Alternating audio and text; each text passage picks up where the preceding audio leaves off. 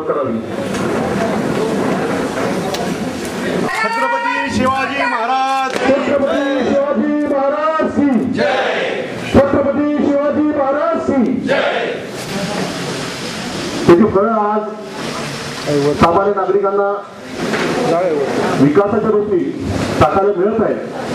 हे खरंच आपल्या सर्वांचं भाग्य आहे। आपण केंद्रीय मंत्री माननीय मुख्तार अब्बास नकवी यांचं स्वागत करावं, त्यांचा सन्मान करावा,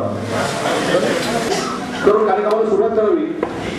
त्याचप्रमाणे कार्यकर्त्यांना विनंती आहे की पत्रकार उभे आहेत, त्या पत्रकारांना बसण्यासाठी आपण समोरच्या 3 रांगा डाव्या त्याच्या मोकळ्या करून द्यायच्या।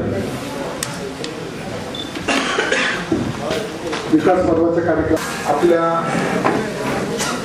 परिसराचे खासदार साबळे साहेब, राज्यमंत्री सचिनजी पटवर्धन, 35,000 लोकांनी त्यात सहभाग घेतला होता आणि प्रत्यक्ष स्वरूपात बारपणे आजही चालू आहे। एखादा कुठल्याही आजाराचा जर रुग्ण आपल्याकडे आला त्याच्यात कॅप्चर करण्यासाठी निश्चित योग्य जे मोदी साहेबांनी मेक इंडियाचं स्वप्न पाहिलं होतं, त्या मेक इंडियाच्या स्वप्नातनं आपल्या परिसरातील तरुणांना रोजगारी कसा मिळेल यासाठी आम्ही सर्वजण प्रयत्न होतो।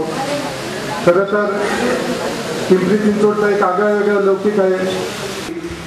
केंद्र सरकार असो राज्य सरकार असो, या दोन्ही सरकारने घेतलेले विविध निर्णय असतील किंवा त्या बाबतीत योजना असतील त्या आपण पिंपरी चिंचवडमध्ये आपल्या नेतृत्वाखाली हे यशस्वीपणे आणि निश्चितपणे येथे आहेत आणि राज्य शहर म्हणून समजलं जात होतं। हा शब्द मी जाणीवपूर्वक म्हणतो, कारण अशी भ्रष्ट कारभारामुळे या ठिकाणी ही पहिली श्रीमंती राहिलेली नाही। या ठिकाणी अशा या पिंपरी चिंचवड शहरामध्ये सुद्धा विकास पुणे परिसर असेल तो अत्यंत विकसित होत चाललेला आहे। काल त्याचा कार्यक्रम झाला आणि यापूर्वीच्या एनसीपी काँग्रेसच्या कारकिर्दीमध्ये जो रेड टेप होता केला आहे आणि या नजीकच्या काळामध्ये या ठिकाणचे सर्व प्रश्न सुटले जातील आणि हे सगळे प्रश्न सोडवण्याचा भारतीय जनता पार्टीने प्रयत्न केलेला आहे। त्यामुळे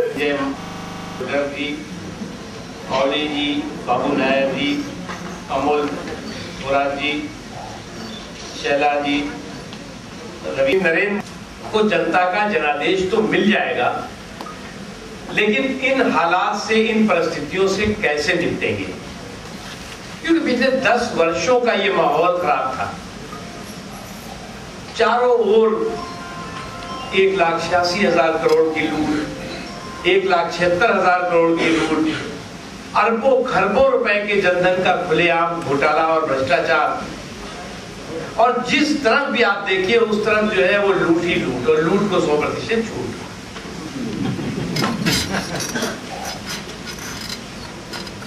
प्रधानमंत्री जब नरेंद्र मोदी जी बने तो सबसे बड़ी चुनौती उनके सामने थी कि ये जो लूट का माहौल है, ये जो भ्रष्टाचार का माहौल है, इस माहौल को कैसे वो ठीक करें।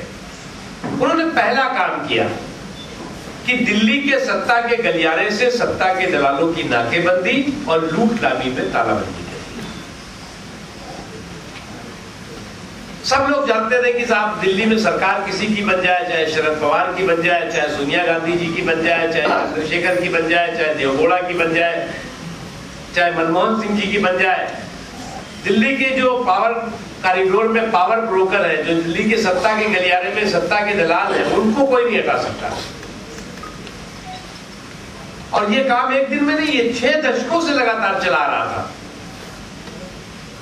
मिनिस्टर कोई भी हो जाता था, लेकिन मिनिस्टर के साथ का पूरा के पूरा स्टाफ वही रहता था जो पिछले 40 साल से 30 साल से बच बैठा हुआ था। और उनको कहते थे कि दिल्ली के सत्ता के गलियारे में बैठे हुए सत्ता के दलाल।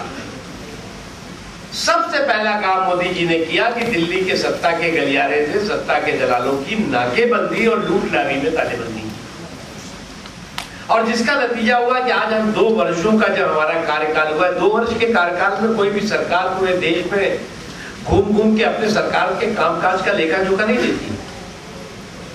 कहती है ठीक है, जब चुनाव आएगा 2019 में तो हम 2018 में अभियान चला लेंगे, कहेंगे भाई ठीक है हमने ये किया ये किया।